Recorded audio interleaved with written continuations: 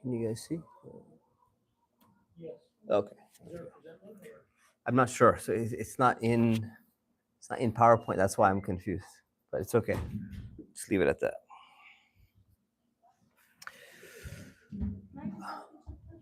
Yeah.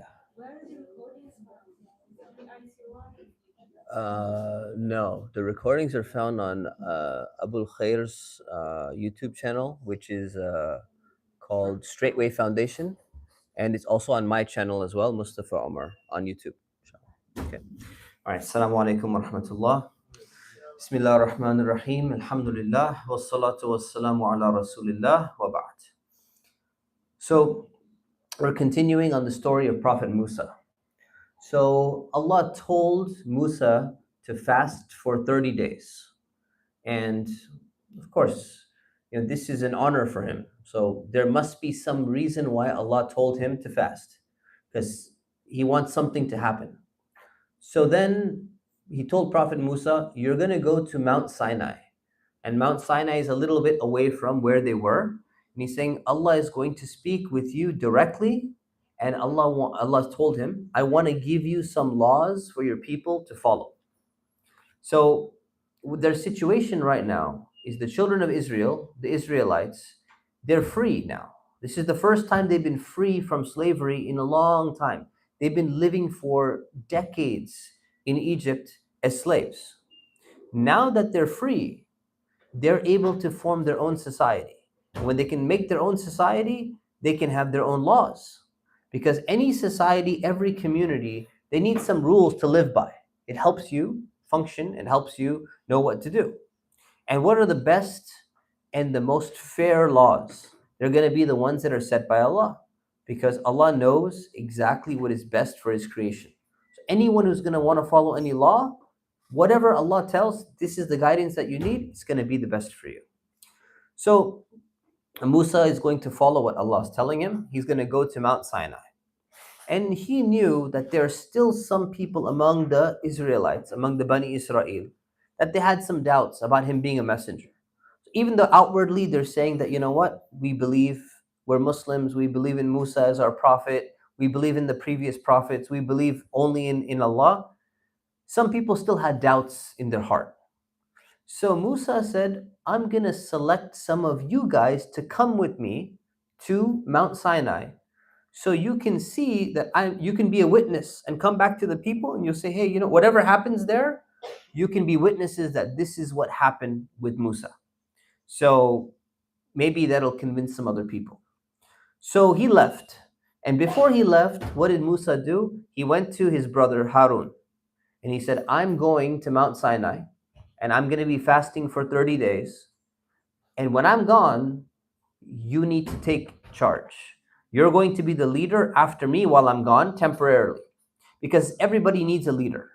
Every community needs a leader that if something happens, they can come in, step in, and guide them on what to do. So Musa gave his brother advice, and he said, I want you to be in charge while I'm gone. Make sure that you are fair with people and do not follow anyone who's doing bad things. They're going to somebody tries to be a troublemaker, don't follow them. You got to stop them and put them in their place, but be fair. So Musa left and he went towards the mountain with this group of some of his followers, some of the leaders among the followers. And while Musa was on his way, he rushed forward very quickly and he left his people behind. So he was like walking ahead of them. And so Allah spoke to Musa and he said, Musa, why did you rush ahead of your people? And so Musa he said, well, I didn't leave them, like they're right behind me. Of course, Allah knows this, but he's like, they're right behind me. And the only reason why I started rushing forward is because I wanted to speak with you. Because you told me, be at this place, and I wanted to get there faster. So I rushed ahead, and I wanted you to be happy with me. And this is a very important lesson. When it comes time to do the right thing or do something that's good, we should be fast. We should rush. We shouldn't delay. And when it comes time to do something bad, that's when we should procrastinate and we should let it go. A lot of people, what they do the opposite. It's like time for prayer. Yeah, one more episode. I'm just gonna have a little bit of tea. Let me finish my meal. Let me do this. Let me do that. And then it's like, oh, end of time, end of prayer time. When you have an appointment with Allah, if we follow what Musa is doing, he has an appointment. Allah said, you're going to go here and I'm going to have a meeting with you. You rush forward. And that's exactly a good lesson that we learned from Musa. So Musa's rushing forward. I'm excited to meet you, Allah. I want to speak with you. So Allah was very happy with Musa. And so he told him, I want you to add 10 more days of fasting. So he was originally supposed to fast for how many days? 30. And he's going to add 10 more. So he's going to be fasting for 40 days before he gets his special appointment and this special meeting with Allah. So he arrived near Mount Sinai and Allah spoke with him and he was excited for more. So after Allah started communicating with him, Prophet Musa asked him, he said, my Lord, can I look at you? I would like to see you, O Allah, in this world. And it's not possible for any human to see Allah in this world. In the next life, yes. But in this world, Allah is infinite. To even comprehend or grasp we shouldn't even say the word part, but in any way is impossible in this world.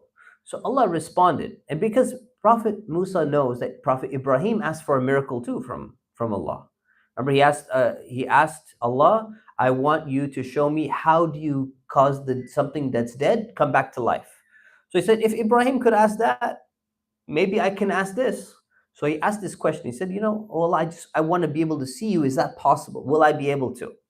And Allah's response was, you cannot see me. In this life, you will not be able to see me. But instead, look at that mountain over there. And it wasn't Mount Sinai, it was a different mountain nearby. He said, look at that mountain. If that mountain can remain stable, and if it can handle being able to see me, then you'll also be able to see me. So Allah manifested part of his power on the mountain to show Musa what's going to happen. If the mountain gets to see Allah, what happens? So Allah manifested parts of the mountain, and Musa was looking at the mountain crumbled to dust. Imagine a giant mountain literally just, it didn't disappear, it literally just breaks into pieces and turns into sand. And so Musa was watching that, and he was so shocked, he fell down and he fainted. Now keep in mind, Musa is not a light guy. Musa is a tough guy. Musa punched one guy and the guy completely knocked out. So Musa's tough, he's strong. He was able to pull the water from the well. We've seen Musa's a strong person. But this is something that was so overwhelming for him, he completely fell down and he fainted. So this made him realize, this was a lesson to him, that you cannot, your body as a human, the way you've been made, you have certain weaknesses. You have certain limitations. And one of the limitations that you have is that you cannot be able to ever comprehend or grasp or see Allah in this life, in any way. So Musa fell down on the ground. He finally woke up after a while and he said, Subhanallah, glory belongs to Allah. I ask you for forgiveness. Basically saying, oh Allah, I shouldn't have even asked you that question. Now, it wasn't wrong to ask him that question, but he just wanted to say, you know what? That was the way that I asked it, or if I said anything inappropriate, please forgive me, O Allah. So Musa learned, he said, I'm never going to ask that question again. And of course, no other prophet ever asked that question again, because they know the story of Musa, where he asked that. And sometimes, people will do that. They ask, like kids will ask, Oh, can I see Allah? What does Allah look like? This and that. And this is a lesson. This is an answer for that. Even Musa said, I would like to be able to see you, oh Allah. And he's so close to Allah. Allah says, it's not possible. And look what would happen. You can't handle it. You would die if that would happen to you. Your body can't handle it. So in the next life, it's going to be different existence. So then Allah told him, Musa, I've chosen you to convey my message. What was Allah's previous message? It was a message to Fir'aun to let the children of Israel go and to only worship Allah and stop saying that He's the God. Now there's a different message. Now they have their own community. They have their own society. They need their own rules. They need their own law. So Allah has given a special message of what the Israelites are supposed to follow. And so Allah told him, He says, now take what I've given you. And Musa was given these tablets. And these tablets contained the revelation of the Torah. And the Torah is the guidebook for the children of Israel, the book that they're supposed to follow. So when Musa got this revelation, he was on his way back, and he went to his group of people and he said, listen, I've met with Allah. He's given me this revelation. He's given me this Torah. This is the guidebook which we're supposed to follow. What did the people say? I mean, these are the people who had witnessed miracles with Musa. These are the people He chose. I want you guys to come with me to be witnesses. When you come back, you let them know what happened. What did these people respond with? They said, we're not going to believe in you. We're not going to believe your whole story unless we can see Allah ourselves. We want to see Allah directly. And subhanAllah, He just told him the story. He said, I asked to see Allah, and this is what happened. And they said, no, we want to see Allah directly. We're not going to believe in you.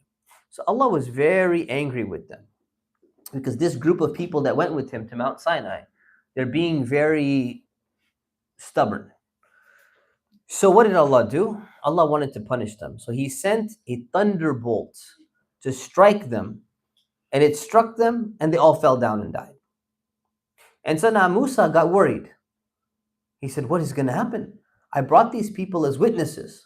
They're supposed to come back and tell the other people that are in the camp of the Israelites, they're supposed to tell that, you know what? This is what happened with Musa. Now he's going to go back and there's no witnesses. And what's going to happen? They're going to think like, oh, maybe Musa killed these people. Or somehow he just got rid of them because there's some conspiracy or something. So Musa became worried and he started praying. He said, oh Allah, if you wanted to kill these people, you could have destroyed them at any time. You could have killed me too. You could destroy me at any time. But don't destroy our entire community for what these foolish people are doing. I'm going to be responsible for them. Don't do that. So Allah answered the prayer of Musa and He brought them back to life. And He's hoping these people might learn their lesson and they're going to go back and they're going to be a witness to all the other Israelites who have some kind of doubts in their hearts still. Even though they're claiming to be Muslim on the outside, they're still wavering in their hearts. And so now we go back to the camp. So Musa and these other witnesses, they're at Mount Sinai. All the other Israelites, they're still in the camp out in the desert. And this is where the majority of people are. And who's in charge of them right now? Harun. Harun is in charge of them. So these people, the children of Israel, they had lived in Egypt for such a long time. And what was their life like when they were in Egypt? They were slaves. They were poor. They were in a position of weakness. And what about the Egyptians? The Egyptians were powerful and they were rich and they had customs and they had culture. And so what happened was, this happens in every society, is when you find people who are kind of in a lower position, a weaker, poorer position, they look up to the people who are rich and powerful and wealthy, and they try to imitate them. They try to copy them. So this Israelites, they were doing the same thing. They would look at the Egyptians, and some of them, not all of them, but some of them, they'd be like, I want to wear that type of clothing. I wish I could eat that type of food that those rich Egyptians are wearing. And every society, people, there used to be a show, it's a pretty old show. It's called like Lifestyles of the Rich and Famous. And people would watch all the mansions and the cars and the buffets that they would eat and everything. People do the same thing. They follow celebrities, they follow wealthy people, and they look around, they're like, I wish I could be exactly like them. I want to dress like them. Whatever clothing they wear, whatever food they wear, whatever colors, fashion they wear, I want to copy them. So the Israelites, when they were in Egypt, some of them were doing the same thing. They would look at the Egyptians and they'd say, look at these wealthy, rich, powerful people. We want to try and copy some of the things that they were doing. The only main difference was that the Israelites have a completely different religion than the people of Egypt had. People of Egypt were worshipping idols. The Bani Israel, they were worshipping only Allah. But surprisingly, even some people who wanted to imitate the Egyptians among the Israelites, they even wanted to copy some of their religious rituals. And sadly, this happens. This happens to Muslims today. Some Muslims, they look at, for example, if they watch too many Bollywood movies or they watch too many, Hollywood movies or something like that, they see some religious practice on TV or some celebrity doing it. Even if it's against Islam, they're like, I want something exactly like that, because they just want to copy. They're copycats. They want to imitate. And so some of the Bani Israel, they wanted to copy exactly the same thing, even the type of idol worship that they were doing. So Allah tells us in the Qur'an that when they first crossed the sea and the army of Fir'aun was destroyed, some of the children of Israel, they passed by a group of people and they saw them praying to idols. And so they went up to Prophet Musa. And imagine, they had just witnessed a miracle. They just saw Fir'aun and his army being destroyed, drowning in front of them.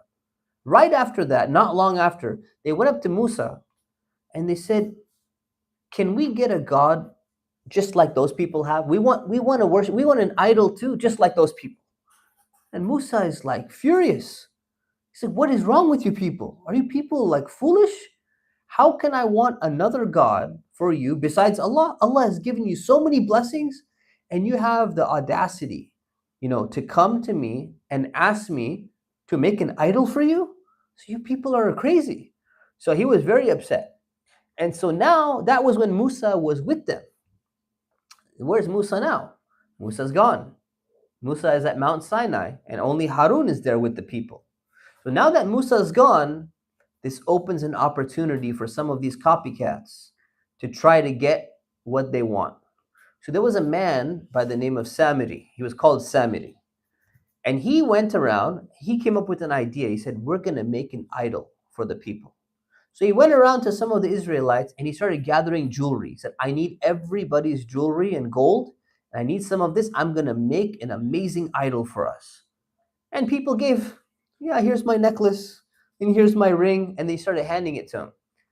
And he went and he melted all of this gold and he shaped a little statue of a baby cow, right? A baby calf, basically. And it was made out of gold. So it's very shiny. And so people are amazed at this shiny little baby cow that they had fashioned. And the way that he made it in such a way that had like a little hole in it. So when the wind would blow, it would make a sound when the wind would blow into it. Like some of these old children's toys you can find in like some random villages and stuff. If you like shake it this way, it makes a sound. Or if you like tap it like this, it makes some sound. And like, kids nowadays, they won't even be impressed with it. They'll be like, I just give me my tablet. I need my heroin, my heroin addiction tablet. But like normally kids like a little robot moving around or something like that. So these people were so impressed that this statue could make a little sound when the wind is blowing through it. And so they were impressed. And so Samiri came and he said, this is your God and this is the God of Musa. We should be worshiping it. And so many people from the children of Israel, they went and they were so amazed by the statue. What's so amazing about it? They saw it being built in front of them. The only thing that they're amazed by it, it's gold. So gold is very shiny. So it's glittering and shiny. And number two, it can make a little sound when the wind blows into it. So they're like, wow, this is so amazing. They started praying to this golden statue. And so Harun came. And when he found out what these people are doing, he tried to stop them. He's like, what's wrong with you people? This can't hear. It can't speak. You're going to take this as your God? And you've seen so many miracles Allah has given you? So he said, listen, you people, you're being tempted by this fancy idol. Allah is the most merciful. Listen to what I'm telling you. Stop praying to this statue.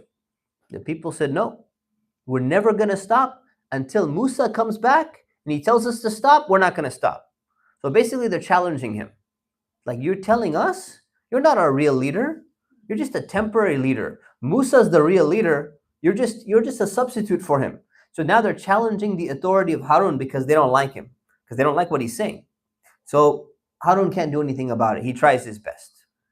So then, a little while later, Prophet Musa has already got the tablets. He already got the Torah. And so Allah told Musa, this is what your people are doing. Go back to the camp. And so now Musa is rushing back towards the camp. So he rushed to go and meet Allah. Now he's rushing back to get back to the camp because he's very sad. So what in the world? I leave for 40 days and my people who are supposed to be the Muslim community, people are worshiping a golden calf? How could this happen? So he came back, and the first person he grabs, he looks back and he sees what people are doing. He goes straight to his brother Harun, and Harun was left in charge. So the first thing he does, Musa was very angry when he saw this. So he goes to Harun, he grabs him by his hair and his other hand by his beard. And he pulls him and he goes, how could you let this happen? I told you to not let anything like this happen, and look at what's going on. What kind of leader are you? How could I leave you in charge and this is what you do? And so he got very mad at Harun. And Harun apologized. He said, listen, I told them not to do it, but at the same time, I didn't force them to stop. And so Harun is trying to explain himself. He's saying, look, I was scared that if I forced them to stop, because they wouldn't stop, I told them to stop. If I pressured them to stop, a fight would have broken out. And if a fight breaks out, then you're going to come back and say, didn't I tell you to make sure to keep all the Israelites united? Don't let them get divided into different groups. So if it came back and there's a war, there's a civil war in the camp, if you came back, you'd be like, I leave and now you caused a civil war? What happened? So he's like, I didn't know what to do.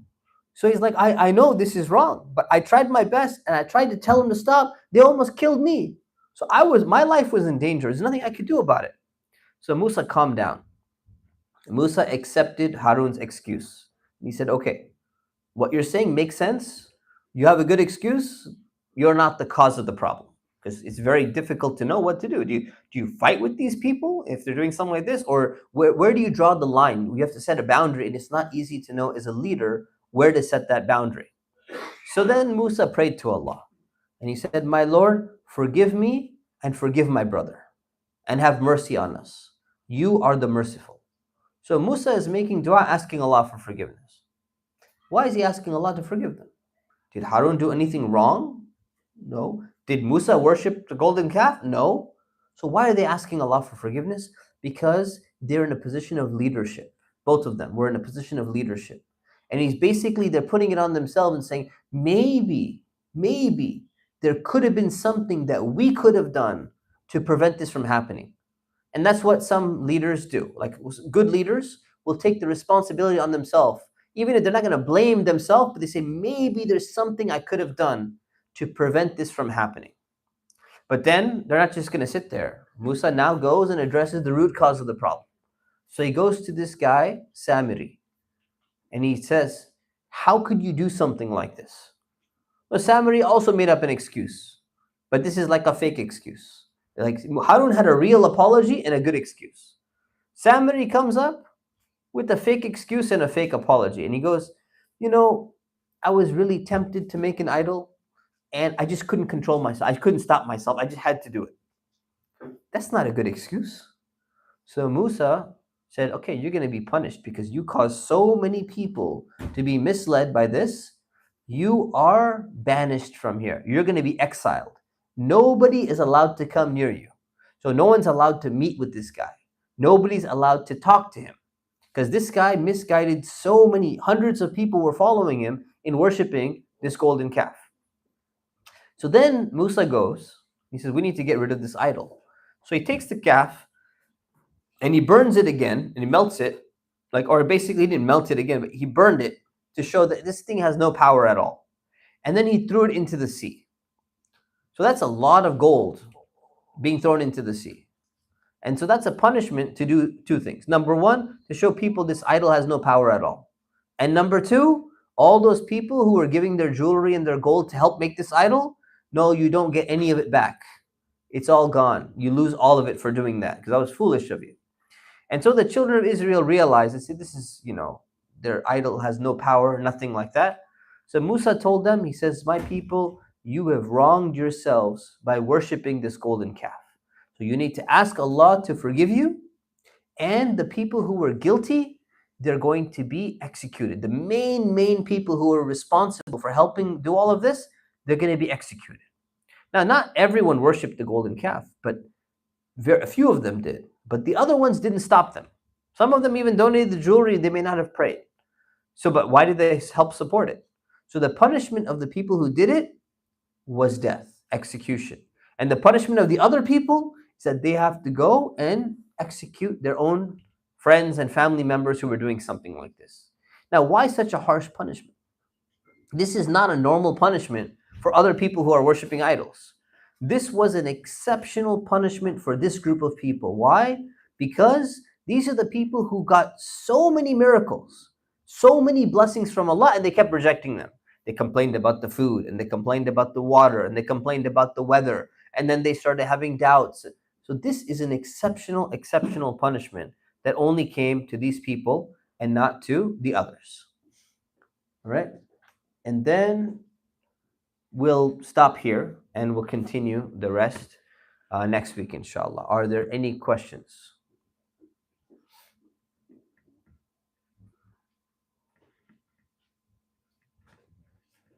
Yes. Why did the people that weren't worshiping the golden calf actually give gold to it? That's a very good question. Why would they do something like that? Because the imitation, like, have you heard of FOMO? Okay. It's a FOMO type thing. So it's like people wanting to copy the rich people, and then it's like, oh, everyone else is giving. Let me just give. Right? So that's probably what happened. Yeah. Any other questions? Okay. You guys like this setup of the classroom over the masjid? Is it better to pay attention? Easier to pay attention, less noises and stuff? Okay. So we'll do that same thing, inshallah, and we'll see you next week. Subhanakallahumma bihamdik. Ashhadu an la ilaha illa ant. Astaghfiruka wa atubu ilaik. Assalamu alaikum.